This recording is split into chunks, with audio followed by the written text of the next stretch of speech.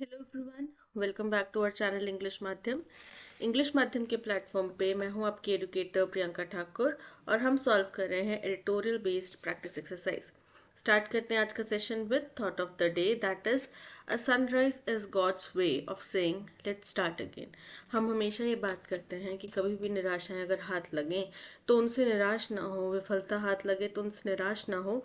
आप हमेशा इस बात को ध्यान रखें कि आपके पास और मौके आएंगे और अपॉर्चुनिटीज़ आएंगे, और अगर नहीं भी आ रहे तो आप खुद बनाइए। ठीक है, निराश होकर बैठने से तो कुछ हासिल नहीं होना। राइट, तो उससे बेहतर क्या है कि आप प्रयास करें, प्रयत्न करें। कुछ भी निराशा है उससे निराश होकर बैठने की बजाय, हाथ पे हाथ रख के बैठने के बजाय कुछ और एफर्ट्स डालें। ठीक है, हर दिन, हर रात के बाद एक सुबह होती है।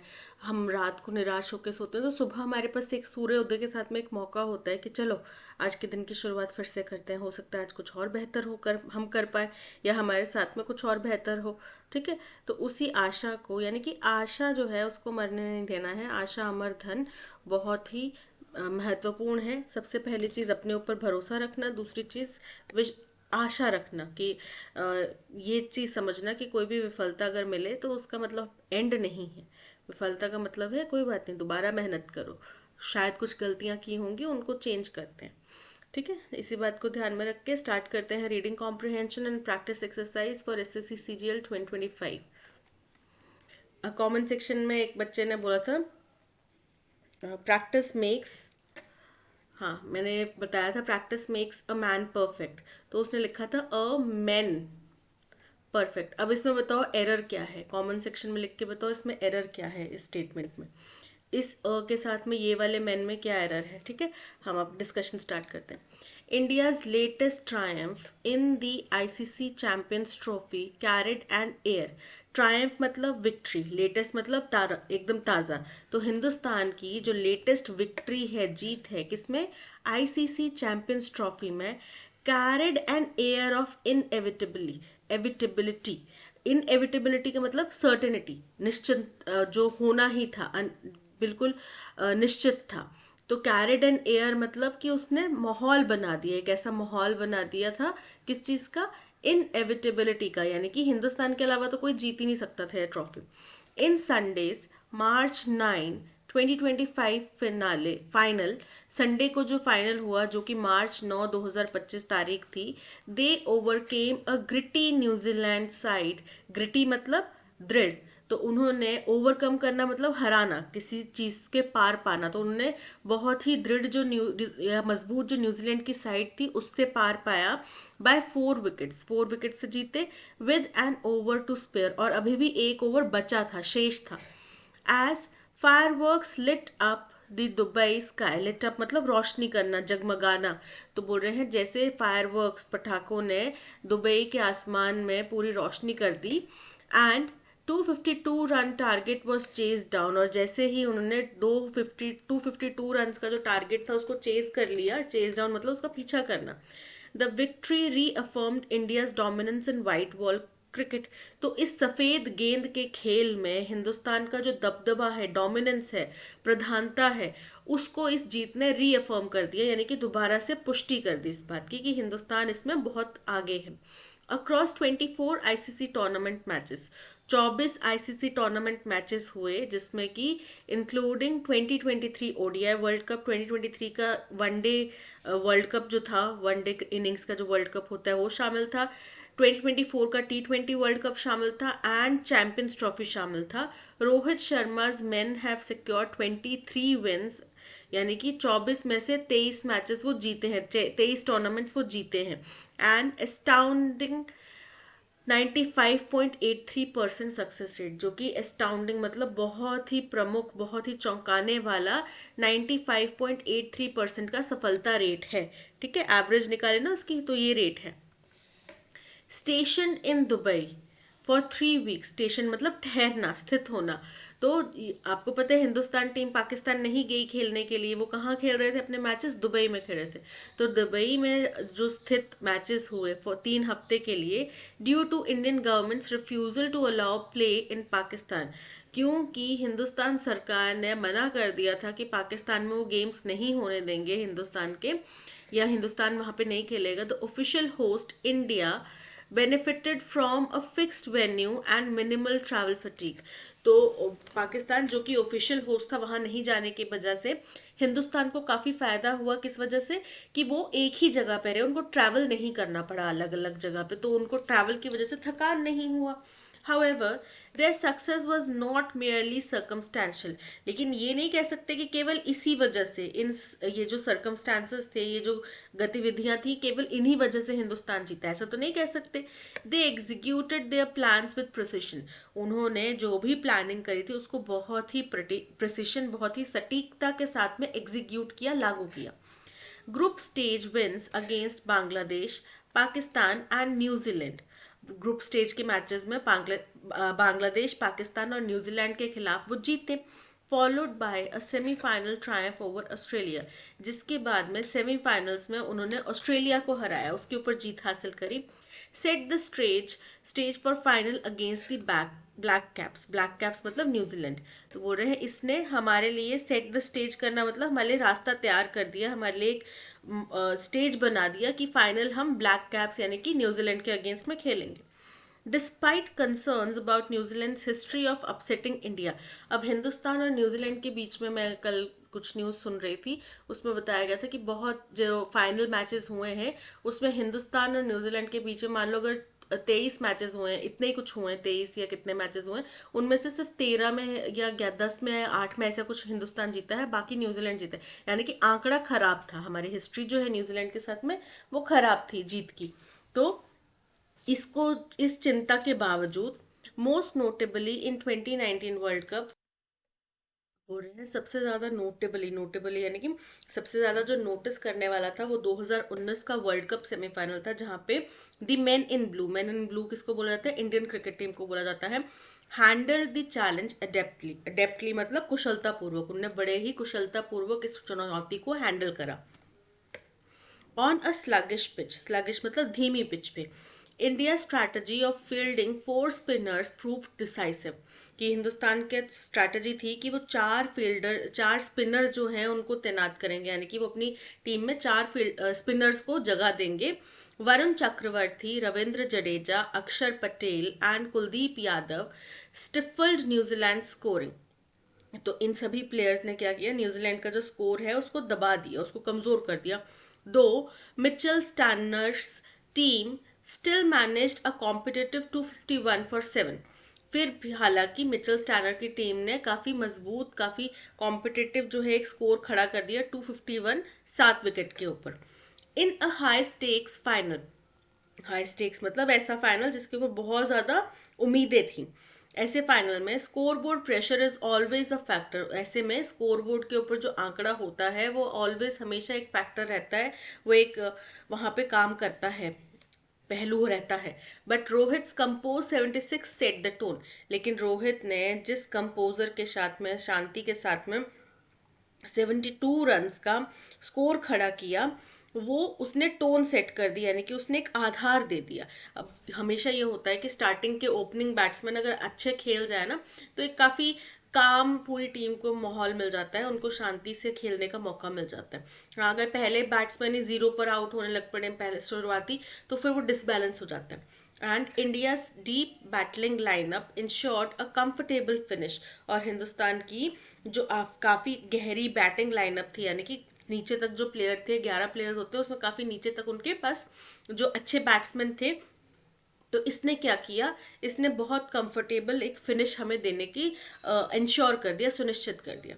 While India has face setbacks in test cricket, हालांकि हिंदुस्तान ने टेस्ट क्रिकेट में काफी रुकावटें झेली हैं, including losses to New Zealand at home and Australia away. बोल रहे हैं कि जहाँ पे हार न्यूजीलैंड के साथ में शामिल है, जहाँ पे उन्हें घरेलू मैदान पे खेला था, और ऑस्ट्रेलिया के साथ में खेला था जहाँ पे उन्हें बाहर देश में खेला था। Their limited overs form remains formidable. फिर भी उनका ये जो लिमिटेड ओवर वाला जो गेम है ये फॉर्मिडेबल है, ये बहुत ही स्ट्रांग है। The squad's depth is evident, Rishabh Pant was left out of the playing 11।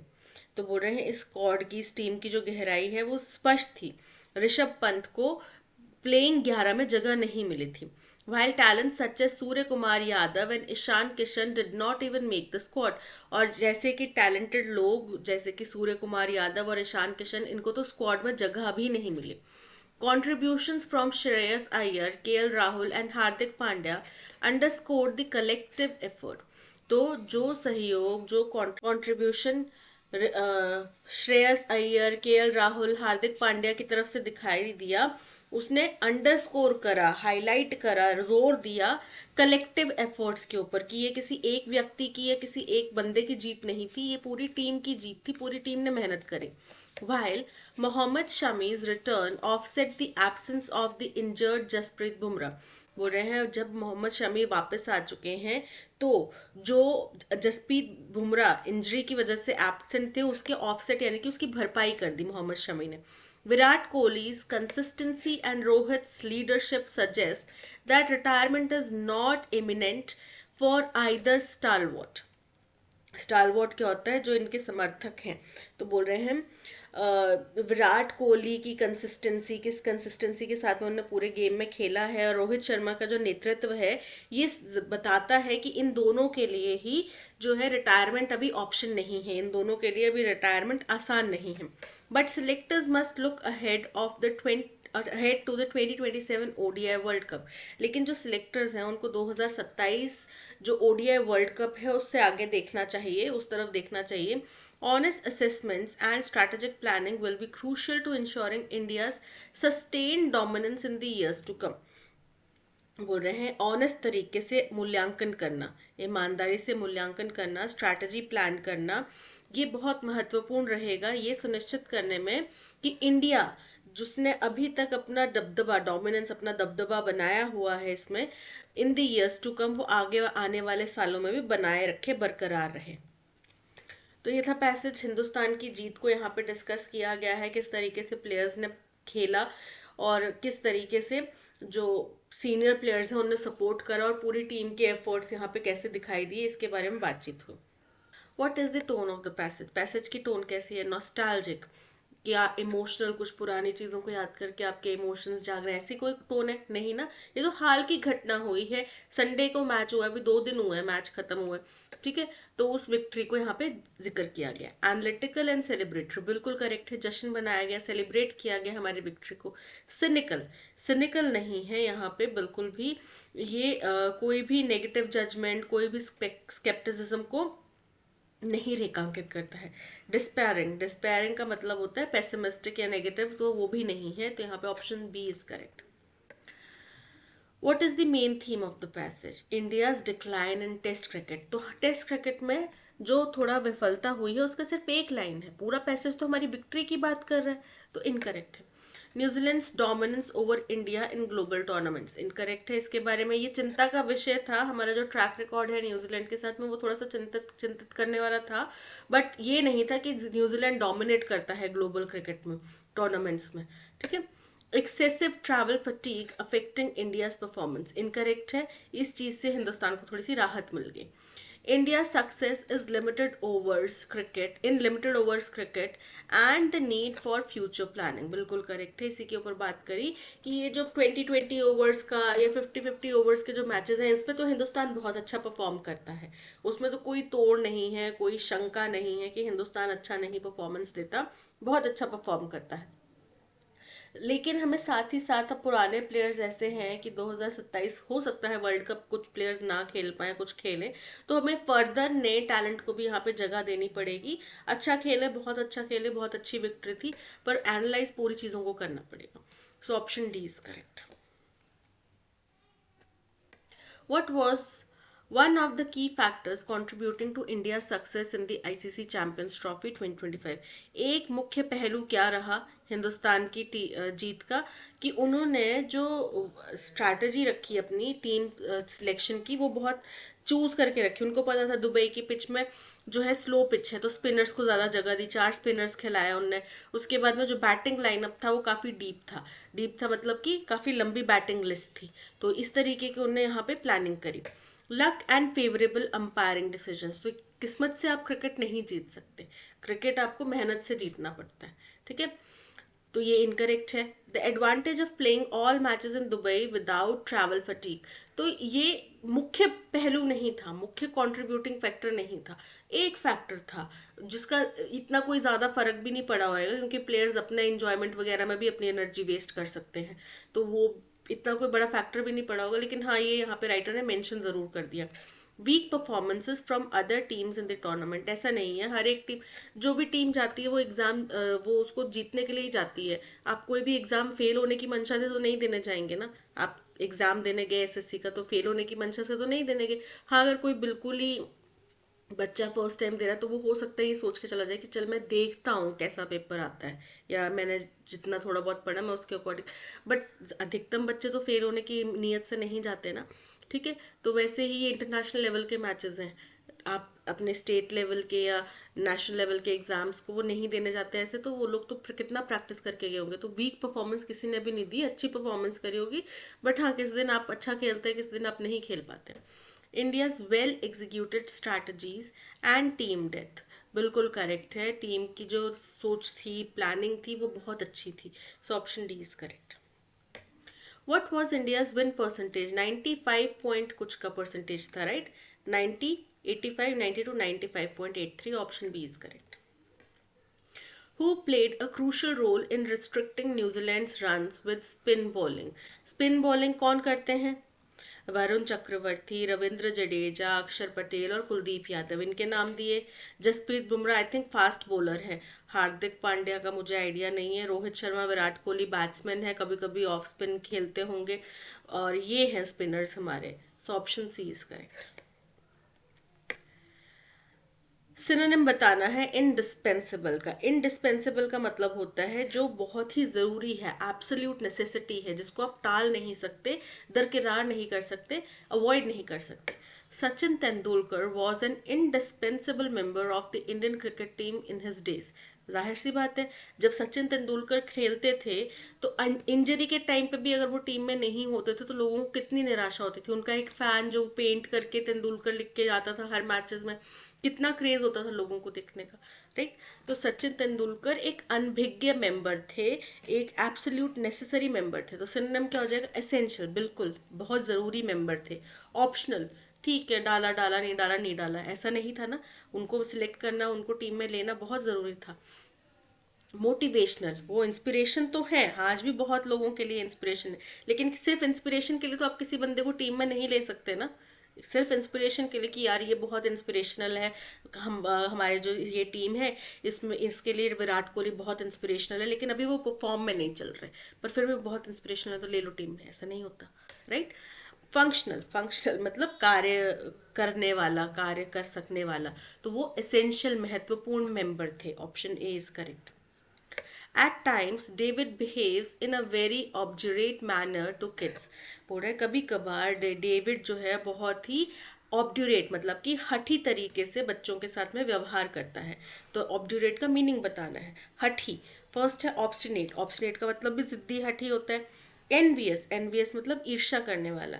एमायबल यानी कि मिलनसार, और ट्रस्टिंग मतलब भरोसेमंद। तो यहाँ पे option A obstinate is correct. Definition of dash are subjective to various interpretations. बोल रहे हैं किसी चीज की डेफिनेशन की बात कर रहे हैं कि वो लोगों के अलग अलग विचार, कि वो इसकी परिभाषा कैसे समझते हैं उसके ऊपर डिपेंड करती है, उसके ऊपर निर्भर करती है। तो वहां पे शब्द जो देखने मिल रहा है वो समझ में आ रहा है, सोवरेनिटी की बात की जा रही है, जिसका मतलब होता है अपना अधिकार या अपनी सर्वोच्च सत्ता।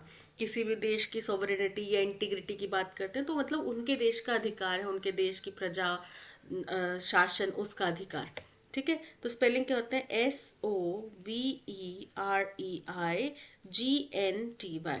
ठीक है, SOVEREIGNTY, option A is correct.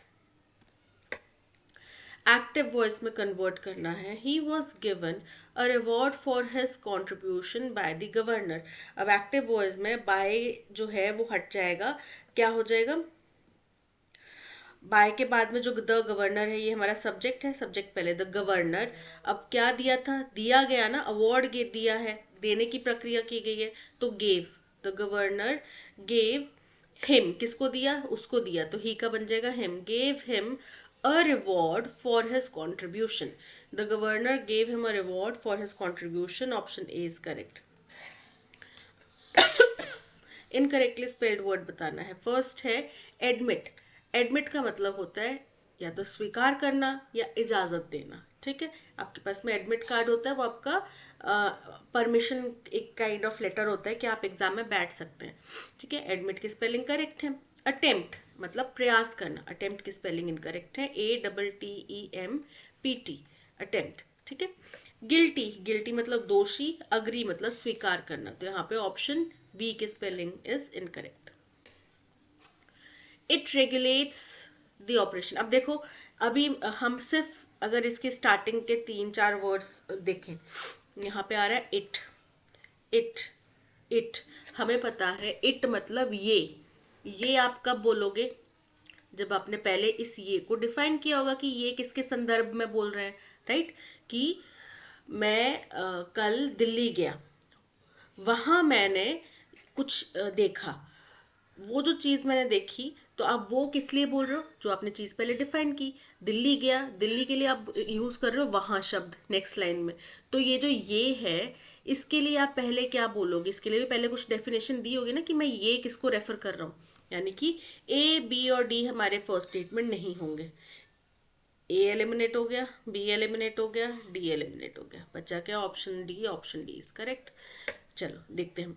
It regulates the operation of all body organs. की वो शरीर के जितने भी बॉडी ऑर्गन्स हैं उन सबको उनके सबकी जो क्रिया है, प्रक्रिया है, उसको रेगुलेट कर जाता है, उसको सुचारू रूप से चला लेता है. And protects the body and mind from becoming unbalanced. और हमारा शरीर और दिमाग कभी अगर इनबैलेंस हो जाए तो उससे उसको प्रोटेक्ट करता है. As a result of negative circumstances and unhealthy lifestyle. जो कि किसके नतीजे से होता है अनबैलेंस? अनबैलेंस या डिसबैलेंस होता है नेगेटिव सर्कमस्टांसेस. कुछ परिस्थितियां ऐसी आ गई, आप बहुत ज़्यादा स्ट्रेस वगैरह ले रहे हैं, या आप अनहेल्दी लाइफस्टाइल जी रहे हैं, 9 to 5 जॉब कर रहे हैं, एक्सरसाइज नहीं कर रहे हैं, इस वजह से 10-10 12-12 घंटे पढ़ाई कर रहे लेकिन बीच में ब्रेक नहीं ले रहे, या फिर अच्छे से हेल्दी कुछ एक्टिविटी नहीं कर रहे, तो ये अनहेल्दी लाइफस्टाइल हो गया. तो कौन करता है रेगुलेट? कौन? इट मतलब कौन करता है रेगुलेट? बोल रहे ये करता है रेगुलेट, लेकिन ये कौन नहीं पता. It only requires frequent practice of proper body motion and breathing techniques.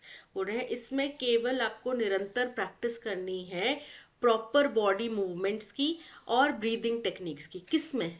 ये मतलब किस में? इसमें करनी है, लेकिन किस में करनी है? क्या बात है जिसमें करनी है? नहीं पता. The physical benefit of yoga can be enjoyed for a lifetime without risk of injury. बोल रहे हैं जो फिजिकल बेनिफिट होते हैं, वास्तविक बेनिफिट होते हैं योगा के, वो आप पूरे जीवन भर इंजॉय कर सकते हैं और इसमें कोई रिस्क नहीं है, कोई इंजरी नहीं है और कोई आपको खर्च नहीं करना पैसा. ठीक है, तो यानी कि किसकी बात की जा रही है? इट इट इट किसको रेफर किया गया? योगा को. योगा के लिए रेफर किया गया, यानी कि सी हमारा first statement. It regulates the relationship between the body, the intellect and the spirit. किसके साथ में रेगुलेट करता है? बॉडी, इंटेलेक्ट और स्पिरिट. कौन करता है रेगुलेट रिलेशनशिप? वो करता है योगा. यानी कि सी हमारा फर्स्ट स्टेटमेंट है. सी के बाद में आएगा कि इसमें केवल हमें फ्रीक्वेंट प्रैक्टिस चाहिए होती है. योगा को हम निरंतर इस्तेमाल कर सकते हैं सिर्फ प्रैक्टिस से, कुछ बॉडी मूवमेंट से, कुछ ब्रीदिंग टेक्निक से. ठीक है, ये क्या करता है? बॉडी, माइंड और इंटेलेक्ट के बीच में एक रिलेशन स्थापित करता है और हमारी बॉडी ऑर्गन्स को प्रोटेक्ट करता है. तो यानी कि C, B, D, A. Option D is correct. Dealing with things in a practical and sensible way. अगर आपको बहुत ही सुचारू ढंग से, बहुत ही व्यवहारिक रूप से, वास्तविक रूप से और समझदारी से कोई चीज़ से आप निवारण कर लें या उससे निपट लें, तो उसको क्या बोलेंगे? फर्स्ट है स्केप्टिक. स्केप्टिक का मतलब होता है संदेह में होना. ठीक है. प्रेग्मेटिक. प्रेग्मेटिक मतलब व्यवहारिक रूप से. सिनिक. सिनिक का मतलब होता है निंदा करना. और स्टोइक मतलब धैर्य रखना. तो यानी कि व्यवहारिक क्या हो गया? Pragmatic. Option B is correct. Deepak is studing B Tech at IIT Delhi to become the engineer.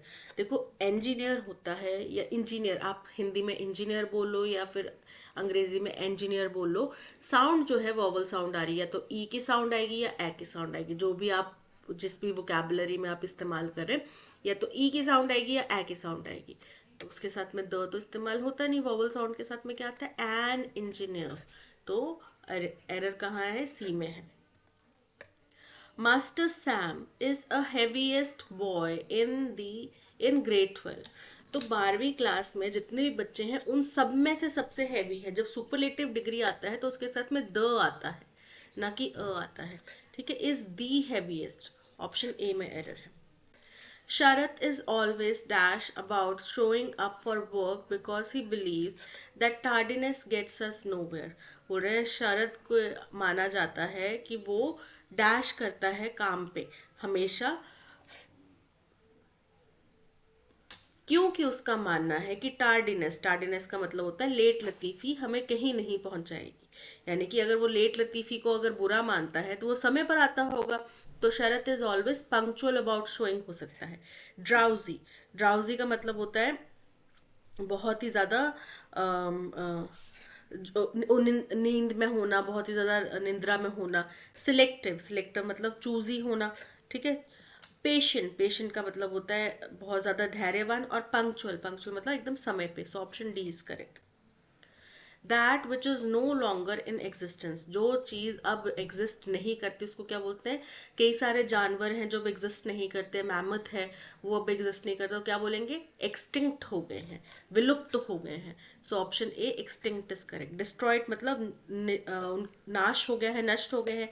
Vanish मतलब गायब हो गए हैं। रिमूव मतलब हटा दिए गए हैं। So option A extinct is correct. Neena has not yet learn how to straighten up and fly right. अब इसका straighten up and fly right का हमें मीनिंग बताना है। इसका मतलब होता है कि जो भी आपका व्यवहार है, जो भी आपकी गतिविधियां हैं, गलतियां हैं, उनको सुधारो और आगे बढ़ो, गंभीरता से काम करो, आगे बढ़ो। नीना ने अभी तक ये नहीं सीखा कि कैसे वो अपनी गलतियों को सुधारे और सही तरीके से आगे बढ़े। Forget the wrong doings of others, की दूसरों की गलतियों को क्षमा कर दे, भूल जाए। Remember the past and prepare for future, अपने पास्ट को याद करके भविष्य की चिंता करे, भविष्य के लिए तैयारी करे। Improve her absurd behaviour and act seriously, कि अपना जो भी गलत व्यवहार है उसको सुधारे और गंभीरता से काम करे। So option C is correct. Hostile, hostile मतलब होता है शत्रुतापूर्ण। एंटोनिम क्या हो जाएगा, मित्रतापूर्ण। डाउटफुल मतलब संदिग्ध। इनकोहरेंट, इनकोहरेंट का मतलब होता है असंगत, जो कि अनक्लियर है या कंफ्यूजिंग है। ईगर, ईगर मतलब उत्सुक। फ्रेंडली मतलब दोस्ताना। सो option D is correct. Cascade, cascade क्या होता है, एक छोटा सा वाटरफॉल जो कि पत्थरों के ऊपर, गहरे पत्थरों के ऊपर गिर रहा हो, उसको बोलते हैं कैस्केड। ठीक है, आर्केड, आर्केड एक ऐसी गलियारा टाइप, गलियारा टाइप होता है जिसके दोनों तरफ आर्क बनी हो या फिर एक तरफ आर्क बनी हो। वो आर्क पेड़ों से भी हो सकती है या किसी बिल्डिंग की भी हो सकती है। गार्डन, गार्डन मतलब बगीचा। क्रिटिसाइज निंदा करना। वाटरफॉल मतलब झरना। तो यहाँ पे कास्केड क्या है, वाटरफॉल ही है एक किस्म का, तो ये भी वाटरफॉल है। Option D is correct. Passive voice में कन्वर्ट करना है। पैसिव वॉइस में बाय वाली स्टेटमेंट आ जाएगी। वी हैव टू से लिटिल इन दिस मैटर, कि हमें इस मसले में कुछ ज़्यादा नहीं कहना। तो little had to be said, has to be said in this matter, क्योंकि लिटिल इस मसले में बहुत कम कहा जाना ही उचित है। In this matter little is to be said incorrect है। Little had to be said, had नहीं आएगा, हैज़ आएगा। Little has to be said in this matter, option D is correct. A dance which is created or choreographed and performed according dash the tenets of नाट्य शास्त्र is called classical dance। बोल रहे हैं एक dance जो कि रचा गया हो या कोरियोग्राफ किया गया हो और परफॉर्म किया जाए अकॉर्डिंग डैश, अकॉर्डिंग टू होएगा। ठीक है, अकॉर्डिंग के साथ में टू आएगा। टेनेट्स, टेनेट्स मतलब प्रिंसिपल, सिद्धांत। नाट्य शास्त्र के सिद्धांतों के अकॉर्डिंग जिसको बनाया जाता है, रचा जाता है, उसको क्लासिकल डांस कहा जाता है। The two broad dash of classical dancing are the Tandava and the Lasya। बोल रहे हैं जो दो फॉर्म्स है, दो डिवीजन है उसके, है ना, कैटेगरीज की बात की जा रही है क्लासिकल डांस की, वो क्या क्या है, तांडव और lasya. Power and force are typical of the tandava. अब हमें पता है शिव और शक्ति दो माने जाते हैं रचनाकार। तो शिव जो है वो डिपिक्ट करता है स्ट्रेंथ को, पावर को, ठीक है, फोर्स को। और शक्ति जो है वो डिपिक्ट करती है ग्रेस को, एलिगेंस को, शांति को, है ना, प्रजनन को, शिव है डिस्ट्रॉयर, शक्ति है क्रिएटर, राइट। तो इस तरीके से माना जाता है। तो अब अगर डांस फॉर्म्स लास्य और तांडव है, तांडव हमें पता है शिव के साथ में एसोसिएटेड है, तो लास्य किसके साथ में होगा, पार्वती के साथ में। शिव मतलब शक्ति, ठीक है, पावर। तो Shiva, power and force are typical of tandava, की ये तांडव की फॉर्म्स हैं। Grace and delicacy of lasya, grace और डेलिकेसी किसमें है, लास्य में। ग्रेस क्या है, शालीनता, कोमलता, मार, जो मतलब जो भी सॉफ्टर साइड्स है वो किसका फॉर्म है, लास्य का। तांडव इज डैश विद शिवा, तो एसोसिएट किया जाता है उसको, इज एसोसिएटेड विद होगा Shiva, and lasya with Parvati, लास्य जो है वो पार्वती के साथ में जुड़ा हुआ है। Dance which is pure movement is called नृत्य, जो डांस जिसमें केवल और केवल मूवमेंट्स हैं, मूवमेंट्स यानी कि हाथों के, पैरों के एक्सप्रेशंस वगैरह या मूवमेंट्स हैं केवल, उसको नृत्य कहा जाता है। And dance which is dash in nature is called नृत्य। अच्छा, नृत्य और नृत्या दो फॉर्म्स हैं, जिसमें केवल मूवमेंट्स होंगे उसको नृत्य बोला जाएगा, और जिसमें डैश भी होगा उसको नृत्या बोला जाएगा। एक्सप्रेशन हो सकता है, ठीक है, क्योंकि डांस में एक्सप्रेशंस का बहुत अहम रोल होता है। A dancer in the classical tradition has to have years of training before he और she can begin to perform on stage. बोले कोई भी डांसर जो कि क्लासिकल ट्रेडिशन का डांस करता है उसको कई सालों की प्रैक्टिस और ट्रेनिंग करनी पड़ती है इससे पहले कि वो स्टेज पे जाके अपनी परफॉर्मेंस दे सके। The four main dash of classical dancing in India are, the four main forms हैं classical dancing के, ये फॉर्म है, उसके कैटेगरीज हैं, क्या है, भरतनाट्यम, कथकली, मणिपुरी, कथक, ये चार इसके क्लासिक्स हैं। Bharatanatyam is the oldest and most popular dance form of India, Bharatanatyam जो है सबसे ओल्ड और हिंदुस्तान का सबसे ज़्यादा प्रसिद्ध डांस फॉर्म है। A dance which is created और choreographed and performed according to, ठीक है, अकॉर्डिंग के साथ में क्या आएगा, proposition to, option A is correct. The two broad dash, अब true broad dash of classical dancing, इसके दो पहलू हैं, लास्य और तांडव। एस्पेक्ट्स, पहलू। क्राइटेरिया, क्राइटेरिया मतलब कुछ मापदंड या मानक। ऑप्शंस, ऑप्शंस मतलब इसके दो विकल्प। डिस्प्ले, डिस्प्ले मतलब जो दिखाया जा रहा है, दर्शाया जा रहा है, प्रदर्शित किया जा रहा है। तो ये दो पहलू हैं डांस फॉर्म के, option A is correct. Power and force are typical of Tandava, grace and delicacy of Lasya. Tandava is dash with Shiva, renovate, renovate मतलब किसी चीज को दोबारा से नवीन करना। फ्लरिश्ड, फ्लरिश मतलब फलना फूलना, समृद्ध होना। इन्फॉर्म्ड, इन्फॉर्म मतलब इन्फॉर्मेशन देना, जानकारी देना। एसोसिएटेड यानी कि लिंक करना उसको, तो तांडव जो है वो शिव से जुड़ा हुआ है, लास्य with Parvati. Tandava which is pure movement is called nritya, and dance which is dash in nature is called nritya. Haphazard, हैपहैजार्ड मतलब अव्यवस्थित। कमोडियस, कमोडियस मतलब सुविधाजनक। इंटरप्रिटेटिव, इंटरप्रिटेटिव मतलब किसी चीज का डिस्क्रिप्शन कर रहा है, ठीक है, कोई कहानी बता रहे हैं, रामायण का वर्णन किया जा रहा है या कोई महाभारत का वर्णन किया जा रहा है, कुछ स्टोरी बताई जा रही है, उसको नृत्य कहा जाता है, ठीक है। वेजिटेटिव, वेजिटेटिव का मतलब होता है वनस्पति, यानी कि जो ज्यादा एक्टिव नहीं है, तो option C is correct. The four main dash of classical dancing, four main function, function मतलब उसका कार्य प्रणाली, उसका कार्य, तो कार्य नहीं है इसका। स्कूल, स्कूल्स यानी कि जो डांस और म्यूजिक फॉर्म्स होती है ना, उनको स्कूल में, उनको घरानों में डिवाइड किया जाता है, म्यूजिक को घरानों में, डांस को स्कूल्स में। तो वो स्कूल कौन कौन से हैं, भरतनाट्यम, कथकली, मणिपुरी और कथक, ठीक है।